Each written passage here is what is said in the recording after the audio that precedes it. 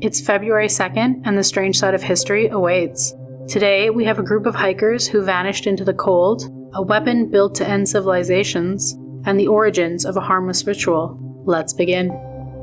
On February 2nd, 1959, high in the frozen silence of the Ural Mountains, 9 experienced hikers vanished into the night. They were led by 23-year-old Igor Dyatlov. Students and graduates, confident in winter survival, that evening they pitched their tent on an exposed slope of the mountain, whose name translated to Death Mountain.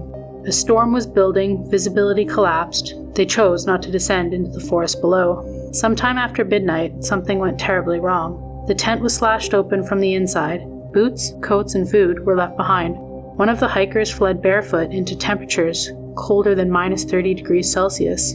Searchers later found the bodies scattered down the slopes to the trees. Some had died of hypothermia, others bore injuries so severe they resembled high-speed collisions, crushed ribs, fractured skulls, and faces altered by time and exposure.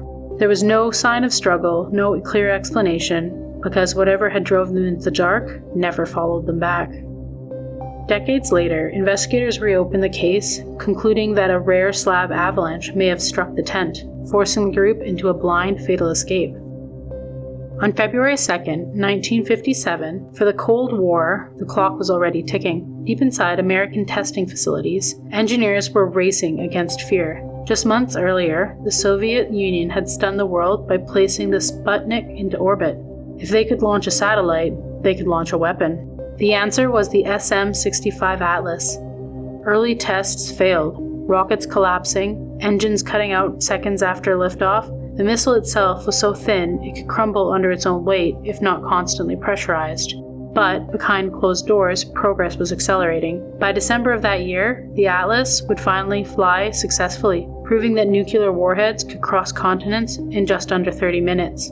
For the first time in history, human survival depended on restraint measured in minutes. The missile was never fired in the war, but it didn't need to be, because from that moment on, the world would live under a new reality, one where peace was no longer built on trust, but built on the promise of instant annihilation.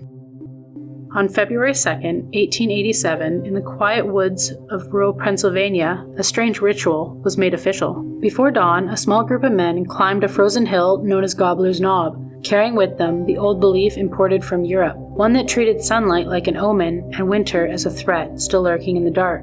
The tradition came from Candlesman Day, where a clear sky meant cold was not finished. In Europe, the warning came from badgers and hedgehogs, but in Pennsylvania, a new creature took its place, the groundhog.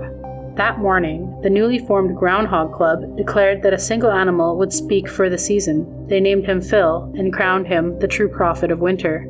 Phil emerged and saw his shadow, meaning 6 more weeks of cold. What few spectators realized is that not long before, the groundhogs were hunted and eaten by the very same men who treated them as sacred.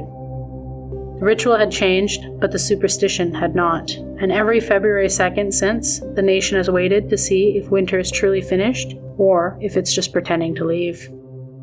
Another day, another strange bite from history. Like, comment, and subscribe. Your next eerie dose is just a day away.